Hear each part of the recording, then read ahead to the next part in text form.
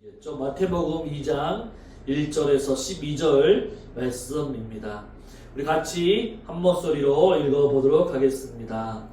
헤롯 왕 때에 예수께서 유대 베들레헴에서 나심에 동방으로부터 박사들이 예루살렘에 이르러 말하되 유대인들의 왕으로서 나시니가 어디 계시냐? 우리가 동방에서 그의 별을 보고 그에게 경배하러 왔노라 하니 헤롯 왕과 온 예루살렘이 듣고 소동한지라.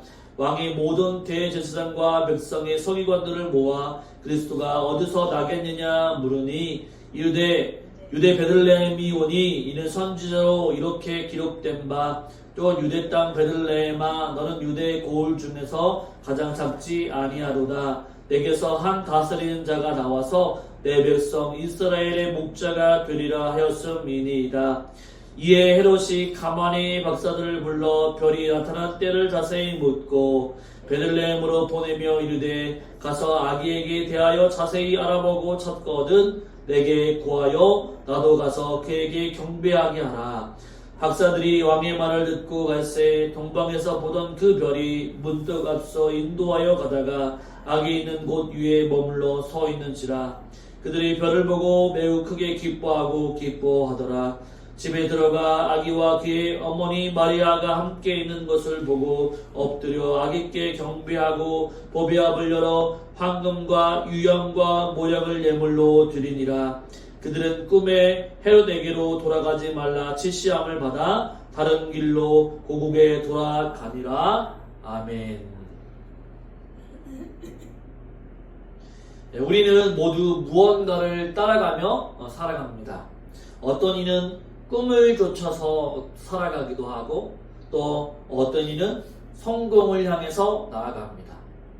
돈과 명예 또한 안정된 삶, 이 사람마다 따라가는 대상은 다 다를 수 있습니다. 하지만 중요한 것은 우리가 따라가는 것이 결국 우리를 어디로 이끄느냐라고 하는 것이죠. 우리가 잘못된 길을 따라가게 되면 어떻습니까? 그 끝은 공허하고 허망할 뿐이죠. 하지만 반대로 우리가 올바른 길을 따라갈 때에만 우리의 인생은 목적지, 안전한 목적지에 도달할 수 있습니다. 오늘 본문에 보면 동방 박사들이 이 별을 보고 따라갔습니다. 거기에서 별을 보고 따라가니까 누구를 만났죠? 바로 예수님을 만나러 간 이야기, 예수님을 찾은 이야기를 오늘 본문은 보여주고 있습니다. 동방 박사들은 이방인으로서 바로 유대 땅에서 태어난 메시아 예수님을 경배하기 위해 먼 여정을 떠나게 됩니다. 바로 그들은 단순한 학문적인 호기심이나 이 지적인 탐구심을 넘어서 움직여서 따라가는 것이 아니라 오늘 그들은 자신의 인생에서 가장 중요한 문제인 바로 예수 그리스도 왕이신 예수님을 만나기 위해서 모든 것을 내려놓고 바로 별을 보고 예수님을 따라가는 이야기를 보여주고 있습니다. 본문에는요, 동방 박사들 외에도 두 부류의 사람들이 나타납니다. 한쪽에는요, 헤롯이라는 왕이 있습니다. 그런 예수님의 탄생의 소식을 듣고 두려워했죠. 왕이 나신다라고 하는 소식을 듣고 매우 두려움에 떨었습니다. 자신이 왕인데 또 다른 왕이 태어난다고 했으니까 너무 두렵고 떨었던 거죠. 자신의 왕권이 위협받는다라고 생각했기 때문이죠. 또 한 부류는 종교 지도자들이 있습니다. 그들은요, 베들레헴에서 메시아가 태어난다라고 하는 약속을 미리 알았지만 그들은요, 행동하지 않았습니다. 아무런 반응도 나타나지 않았다라고 하는 거죠. 이 두 부류와 동방의 박사들은 극명히 대조가 됩니다. 헤롯은요, 예수님을 거부하고 적대적인 태도를 보였습니다. 반면 종교 지도자들은 어떻습니까? 메시아의 여언을 알고 있음에도 불구하고 무관심했습니다. 반면에 동방의 박사들은요, 바로 별을 따라서 예수님을 찾아갔고 예수님을 만났고 예수님께 경배를 올려드렸습니다. 본문의 말씀은 오늘날 우리에게 중요한 질문을 던지게 됩니다. 무엇이냐면 우리는 예수님을 어떻게 대하고 있는가라고 하는 거죠. 우리는 예수님을 거부하고 있는가? 아니면 관심을 가지지 않은 무관심 가운데 있는가? 아니면 동방박사들처럼 예수님을 만나고 예수님을 경배하기 위해서 나아가고 있는가라고 하는 거죠. 이 땅에 왕이신 예수님이 태어났음에도 불구하고 어떤 사람들은 예수님을 거부합니다. 또 어떤 사람들은 별 반응 없이 무관심으로 대합니다. 하지만 동방의 박사들은 왕이신 예수님이 태어났다는 소식을 들고 먼 무리까지 먼 곳까지 나아가면서 예수님께 경배했다라고 하는 거죠. 그리고 동방의 박사들은 예수님을 만난 후 이전과 다른 길로 나아갔다고 하는 것을 보게 됩니다. 이것은 단지 물리적인 길을 갔다라고 하는 뜻이 아니라 그들의 삶의 방향이 바뀌어졌음을 의미하고 있는 거죠. 헤롯 왕이 예수님이 어디에 태어났는지 동방박사들에게 알려주라고 했을 때 동방박사들은 예수님을 만난 다음에 헤롯에게로 가지 않고 헤롯을 피해 다른 길로 나아갔습니다. 이것은 무엇을 의미하냐면 예수님을 만난 사람들은 삶의 방향이 바뀝니다. 예수님을 만난 사람들은 바로 삶이 변화된다라고 하는 이야기이죠. 오늘 우리는 별빛을 따라 만난 진정한 왕이라는 제목으로 함께 말씀을 나누고자 합니다. 동방의 박사들의 이야기가 오늘 우리에게 주는 메시지를 묵상해 보면서 우리의 삶이 지금 어디로 향하고 있는지, 무엇을 따라가고 있는지를 돌아보기를 소망합니다. 첫 번째로는요, 예수님을 찾는 여정은 하나님의 은혜로 시작이 됩니다. 동방박사의 여정은요, 단순히 인간적인 노력이나 지혜로 시작된 것이 아닙니다. 이 본문을 보게 되면 이들은요, 하늘의 별을 통해서 바로 예수님의 탄생의 소식을 알게 되었던 거죠. 성경은 이렇게 얘기하고 있습니다. 1절과 2절 말씀을 보면 이렇게 나와 있죠. 같이 한번 읽어볼까요? 1절, 2절. 헤롯 왕 때에 예수께서 유대의 베들레헴에서 나심에 동방으로부터 박사들이 예루살렘에 이르러 말하되 유대인으로 왕으로서 나신 이가 어디 계시냐? 우리가 동방에서 그의 별을 보고 그에게 경배하러 왔노라 하니. 아멘. 이 동방의 박사들은요, 유대인이 아니었습니다. 이방인이었죠. 이 이방인이었고 유대인의 전통이나 율법에 대해서 깊이 알지 못했습니다. 그러나 하나님께서 하늘의 별을 통해서 그들에게 메시아의 탄생의 소식을 그들에게 계시해 주었습니다. 이 별은요, 단순한 천문학적인 현상이 아니라 하나님의 은혜로운 초청이었던 거죠. 동방박사들이 볼 수 있게끔, 그 별을 주목할 수 있게끔 예수님이 나신다는 소식을 동방박사들에게 알려준 거죠. 이것은 무엇을 의미하냐면 바로 이방인들에게도 구원의 길을 보여주신 거죠. 그 별을 보고 따라간 박사들, 그 박사들은 바로 이방인이었습니다.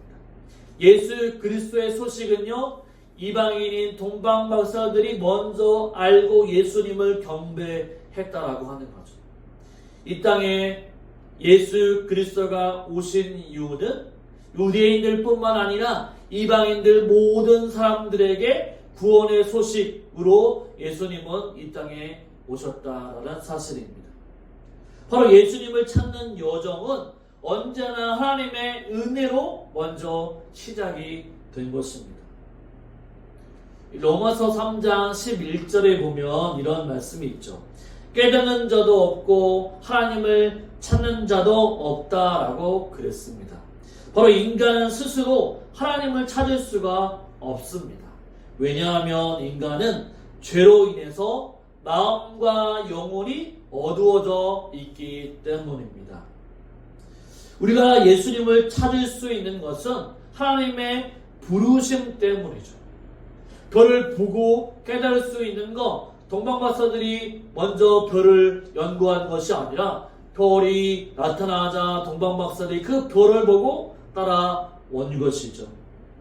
바로 이것은 바로 예수 그리스도 하나님의 은혜로 말미암아 동방박사들이 예수님을 먼저 알 수 있게끔 하나님께서 알려주셨다라고 하는 것이죠. 우리도 예수님을 찾을 수 있는 것은 하나님의 부르심 때문입니다. 하나님께서 먼저 우리에게 자신을 드러내 주셨기 때문에 우리는 결코 예수님의 은혜로 말미암아 바로 예수 그리스도의 구원의 은혜를 깨닫게 된 것이죠. 동방 박사들은 바로 그 별을 보고 먼 길을 떠났습니다. 당시 그들의 여정은 하루로 끝난 게 아니었습니다. 또 몇 주 또한 몇 달이 걸릴지 모르는 여정이었습니다. 그 긴 여정은 시간과 노력뿐만 아니라 위험 등을 동반했습니다. 하지만 그들은 하나님께서 먼저 보여주신 빛을 신뢰하면서 바로 예수님을 찾는 여정을 포기하지 않았다라고 하는 거죠. 그 별빛을 보고 하나님이 말씀하신 그 별을 보면서 계속적으로 따라갔고 포기하지 않았다라고 하는 거죠. 그들의 믿음과 순종은 오늘 우리에게 큰 도전을 주게 됩니다. 오늘날 우리는 별빛이 아니라 성경이라고 하는 확실한 계시를 가지고 있습니다. 우리가 하나님을 예수 그리스도를 어떻게 알 수 있습니까? 이 하나님의 말씀, 하나님의 말씀에 예수 그리스도가 계시되어 있고 바로 우리 안에 계신 성령님이 바로 예수 그리스도를 알게 해주시고 깨닫게 해주신다라고 하는 거죠. 우리의 구원은 하나님의 말씀과 성령의 인도하심으로 말미암아 시작이 됩니다. 그리고 그 시작점은 하나님께서 은혜를 주셨기 때문에 우리가 예수님을 알고 깨닫게 되는 거죠. 혹시 여러분은 어떻게 예수님을 만나게 되었습니까? 한번 생각해 보십시오. 우리가 예수님을 만났을 때 어떤 분들은 모태신앙으로 내가 믿을 때부터 뱃속에서부터 예수님을 만날 수도 있지만 어떤 사람들은 진정으로 어떤 계기나 사건이나 어떤 사람을 통해서 예수님을 받아들이게 되었다라고 하는 거죠. 바로 그것은 하나님께서 베풀어 주시는 결코 우연이 아니라 하나님께서 미리 예비해 놓으신 계획들과 사건들과 사람들을 통해서 우리가 예수 그리스도를 만나게 된 것입니다. 우리 각자의 삶 속에서 하나님은 그만큼 역사해 주셨고 초청해 주셨기 때문에 우리가 예수 그리스도를 믿을 수 있는 거라는 거죠. 그러나 이 은혜는 우리에게 결단을 요구합니다. 하나님께서 우리를 부르셨다면 우리 그 부르심에 응답해야 되는 거죠. 동방박사들이 별빛을 보고만 끝났다고 한다면 예수님을 만나지 못했을 것입니다. 하지만 동방박사들이 별빛을 보고 따라갔고 순종의 길을 걸어갔기 때문에 예수님을 만나게 된 거죠. 그렇습니다. 하나님께서 우리를 부르셨다면 우리 그 부르심에 응답해야만 주님을 만날 수 있게 되는 것입니다. 우리도 하나님의 부르심에 순종하며 나아가야 합니다. 그 길은 때로는 어렵고 희생이 필요합니다만 그 길 끝에는 하나님이 분명히 예배해 놓으신 구원의 손길 예수 그리스도가 계신다는 사실이죠. 오늘날에도 하나님은 여전히 우리를 부르고 계십니다. 말씀을 통해 기도를 통해 사람들을 통해 우리를 부르고 계시는 거죠. 그 부르심을 우리는 경험해야만 합니다.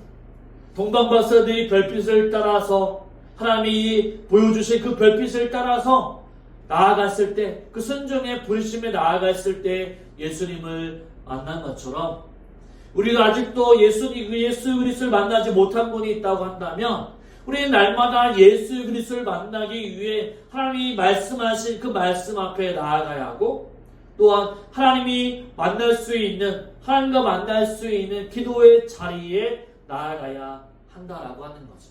우리가 그렇게 나아갈 때 바로 예수 그리스도를 만나게 되고, 또한 그 앞에 무릎 꿇고 예배하며 경배하며 할 수 있습니다.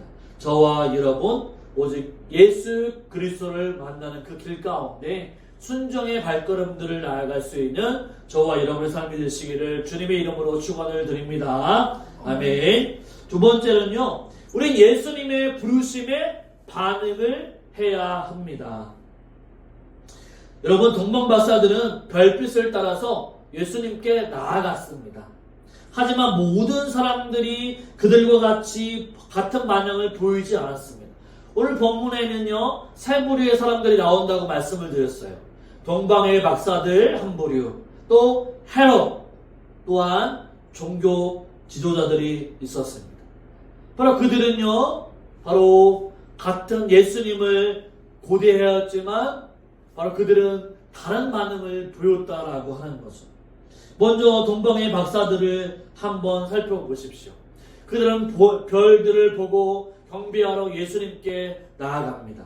먼 길을 떠났습니다. 그들의 행동은요, 경배를 위한 믿음의 여정이었습니다. 그들의 목적은요, 별빛을 보고 따라가면서 진정한 왕이 태어날 것을 알고 그 왕께 경배하기 위해서 별들을 따라갔던 거죠. 마태복음 2장 2절은 이렇게 얘기하죠. 같이 한번 말씀을 한번 읽어볼까요? 말씀 2장 2절. 유대인으로 왕으로 나신 이가 어디 계시냐? 우리가 동방에서 그의 별을 보고 그에게 경배하러 왔노라 하니. 아멘. 동방의 박사들의 목적은 무엇이었습니까? 별을 보고 왔는데 그 별을 보고 경배하러 왔다, 예배하러 왔다라고 얘기해주고 있는 거죠. 이 말은 그들의 목적이 분명했음을 보여주고 있습니다. 그들은 예수님께 경배하기 위해서 모든 길을 떠나 자신의 희생과 모든 것을 감수하고 예수님을 따랐고 예수님을 예배하기 위해 경배하기 위해 나아갔던 거죠. 하지만 반대로 헤롯 왕이 이 소식을 들었지만 헤롯 왕은 크게 두려워했습니다. 예수님이 탄생했다라고 하는 기쁨의 소식을 그는 두려워했죠. 3절에 보면요, 같이 한번 읽어볼게요. 3절. 헤롯 왕과 온 예루살렘이 듣고 소동한지라. 자, 왕이 나신다는 소식을 듣고요, 헤롯 왕은요, 겁에 질렸죠. 내가 왕인데 또 어디서 왕이 나타나냐? 라고 겁에 질렸고 두려워했습니다. 헤롯의 두려움은요, 단순한 불안함이 아니었던 거죠. 그는 예수님을 자신의 왕권을 위협하는 존재로 보았기 때문입니다. 그래서 그는 교묘하게 동방박사들에게 얘기하고 있죠. 2장 8절에 보면 이런 말씀이 있습니다. 같이 한번 읽어볼 거예요. 2장 8절 말씀. 2장 8절 같이 있습니다. 유대인의 왕으로서 나신 이가 어디 계시냐? 우리가 동방에서 그의 별을 보고 그에게 경배하러 왔노라 하니.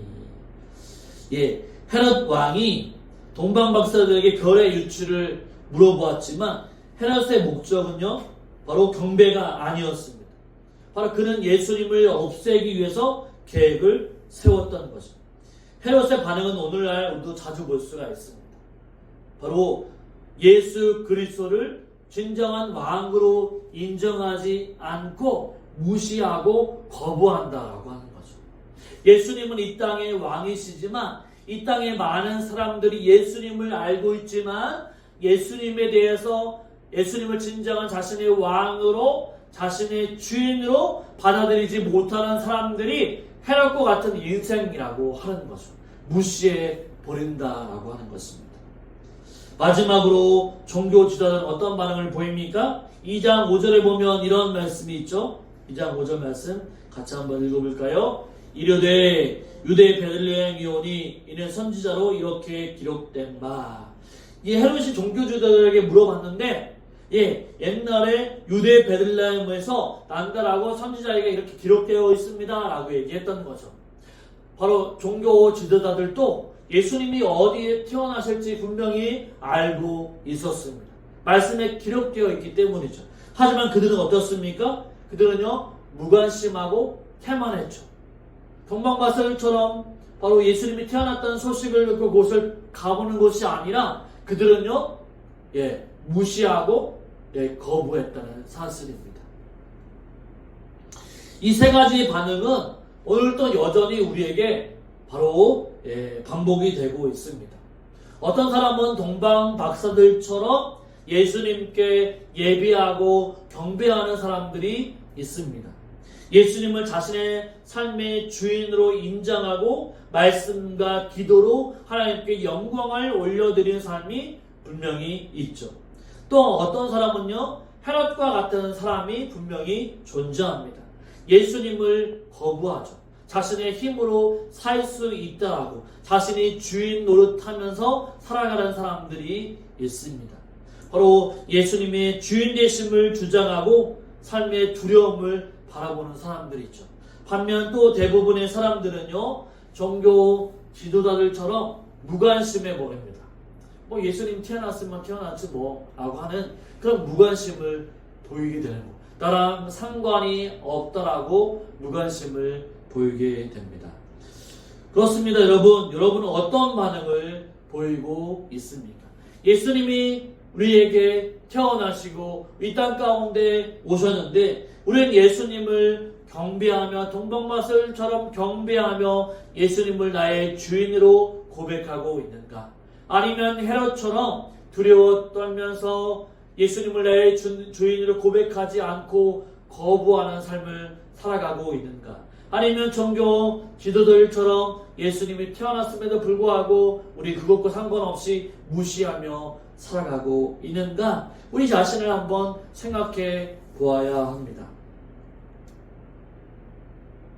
우리도 예수님이 어떤 분인지 분명히 알고 동방의 박사들이 보인 그런 모습처럼 예수님이 이 땅 가운데 진정한 왕이요 구원자이신 것을 분명히 깨닫고 우리가 그 앞에 나아가 하나님을 예배하고 나의 주인으로 모시며 살아가야 한다는 것이죠. 그 부르심 앞에 오늘도 나아가는 저와 여러분의 삶이 되시기를 주님의 이름으로 축원을 드립니다. 그렇다고 한다면 이제 세 번째로는 바로 동방의 박사들이 예수님을 보고 경배하는 장면을 보게 됩니다. 바로 예수님을 만나게 되면요 참된 예배자가 될 수 있다라고 하는 거죠. 동방의 박사들이 예수님을 만나기 위해 긴 여정을 쫓아갔습니다. 그리고 이제 그분 앞에 섰죠. 보면 이렇게 얘기합니다. 11절을 보시면 이런 말씀이 있습니다. 11절 같이 한번 읽어볼까요? 집에 들어가 아기와 그의 어머니 마리아가 함께 있는 것을 보고 엎드려 아기께 경배하고 보배압을 열어 황금과 유황과 모략을 예물로 드리니라. 이 구절에서 참된 예배가 무엇인지를 우리에게 알려주고 있습니다. 예배는 단순히 형식적인 행동이나 의식이 아닙니다. 우리의 마음과 힘을 다 들여서 우리의 마음과 헌신을 모아 하나님 앞에 드리는 것이 예배의 진정한 모습이죠. 동방 박사들이 보여준 예배에 세 가지 중요한 요소들이 있습니다. 동방 박사들은요, 첫째로 예배는 엎드리는 겸손에서 시작한다고 말할 수 있습니다. 한번 보실까요? 본문은 동방 박사들이 아기 예수님 앞에 엎드렸다라고 기록하고 있습니다. 이것은 단순히 육체적인 행위가 아닙니다. 그들은 왕이신 예수님 앞에서 무릎을 꿇고 겸손히 아기 예수님께 나아갔던 것을 보게 됩니다. 그들은요 동방의 박사들이라고 얘기했습니다. 그들은 학문적으로 뛰어난 사람들이고 부와 권력을 가진 사람들입니다. 예수님 앞에 가지고 나오는 예물들을 보게 되면 이 세상에서 정말로 큰 것들이고 값어치 있는 것들이죠. 그렇게 본다면 동방의 박사들은요, 부자였던 것입니다. 예, 그들은요, 그 모든 것을 내려놓고 바로 예수 그리스도께 겸손히 무릎을 꿇고 하나님 앞에, 예수님 앞에 예배를 드렸던 거죠. 우리도 마찬가지입니다. 예배의 자리, 만왕의 왕이신 예수님 앞에 나오는 예배의 자리는 너무나도 중요한 자리입니다. 그리고 우리가 겸손히 우리가 주님 앞에 나아가야 한다는 사실이죠. 우리의 자랑, 우리의 물질, 우리의 성취, 우리의 소유를 다 내려놓고 오직 만왕의 왕이신 예수님 앞에 겸손히 엎드리는 것에서부터 예배는 시작한다라고 말할 수 있습니다. 또 둘째 예배는요, 예물을 드리는 헌신을 포함하고 있습니다. 동방박사들이 드린 것은 예물을 보게 되면 황금과 유향과 몰약이라고 나와 있습니다.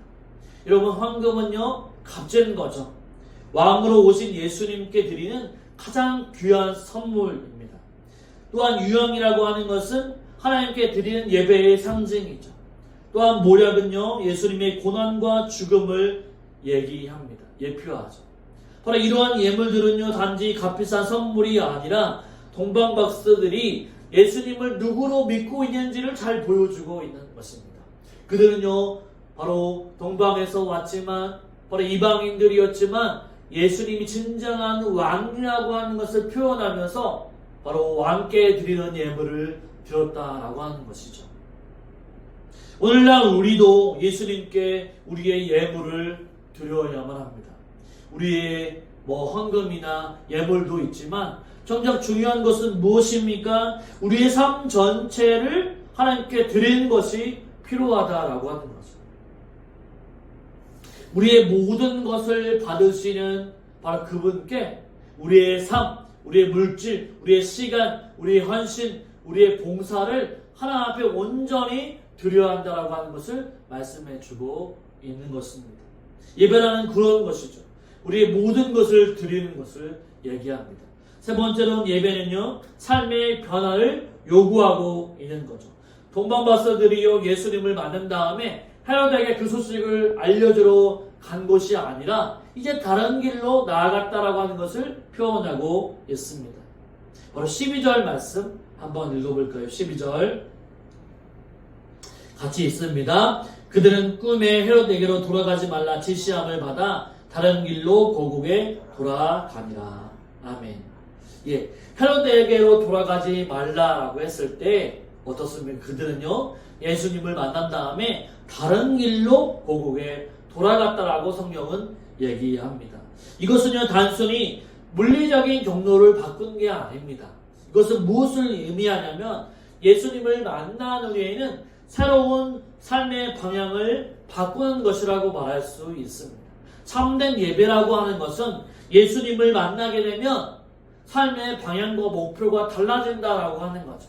예수님이 내 안에 계시기 때문에 참된 예배자는요, 말씀을 듣고 자신이 잘못된 길이 있다고 한다면 돌이켜 나아가는 것을 의미합니다. 동방박사들이 그랬다라고 하는 거죠. 예수님을 만난 이후로 이제는 헤롯으로 돌아가는 것이 아니라 이제는 다른 길로 고국에 돌아갔다라고 하는 거죠. 이것은 참된 예배는요, 삶 전체를 바꾼다라고 얘기할 수 있습니다. 바로 예수님을 만나고 예수님이 진정한 우리 왕이심을 고백하는 그 예배 가운데 우리가 참다운 예배를 드렸을 때 우리의 생각, 우리의 모습, 우리의 행동이 변화된다라고 말할 수 있는 거죠. 바로 예수님을 진정으로 만나면 변화되는 모습을 우리가 살펴볼 수 있습니다. 예수님을 만나게 될 때 변화는 일어난다라고 하는 거죠.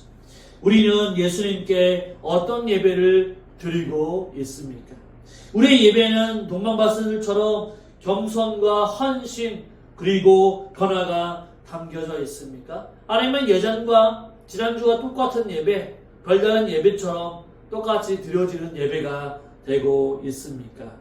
예수님께 드린 참된 예배는 우리의 삶, 우리의 삶의 변화를 요구하고 있습니다. 오늘 우리의 마음과 삶을 바로 예수님께 드리기로 결단하고 바로 우리가 말씀 앞에 나아갈 때 우리 삶이 변화될 것을 다짐하면서 나아가야 한다라고 하는 거죠. 오늘도 우리가 이 자리를 예배 자리에 끝나고 나서 나아갈 때 우리의 삶의 자리가 바로 예수님이 이끄시는 자리, 예수님이 변화시키는 자리로 나아가야 한다는 사실이죠. 우리 모두가 그것을 결단해야 합니다. 이제 말씀을 마무리하도록 하겠습니다.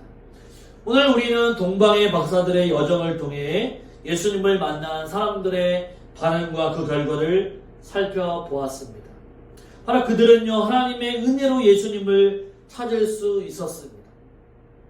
바로 그 과정에서 그들은 바로 별빛을 따라 나와갖고 예수님을 만났고 또한 경배하면서 그들의 아버지 거기에 모든 예물들을 다 드렸고 왕으로서 예수님이 왕으로서 진정한 왕으로서 고백하면서 예물을 드렸고 그 예수님을 만난 뒤로 삶의 모습이 변화되었던 것을 보게 됩니다. 바로 우리도 바로 우리를 위해서 이 땅 가운데에 오신 예수 그리스도를 우리가 받아들여야만 합니다.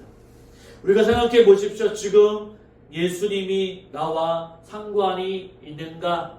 아니면 진정으로 나는 예수님과 함께 나아가고 있는가? 나는 예수님이 우리 앞에 있는데 나는 어떤 반응을 보이고 있는가를 되새기면서 바로 동방 박사들이 별을 보고 예수님께 경배하고 예수님께 반응을 보인 것처럼 또한 그들의 삶 가운데 변화가 되어진 것처럼 우리도 이 땅 가운데 오신 예수님을 만나 우리의 삶이 변화되어지고 우리의 생각이 변화되어지고 우리의 모든 문제가 변화되어지는 역사가 있으시기를 주님의 이름으로 축원을 드립니다. 아멘.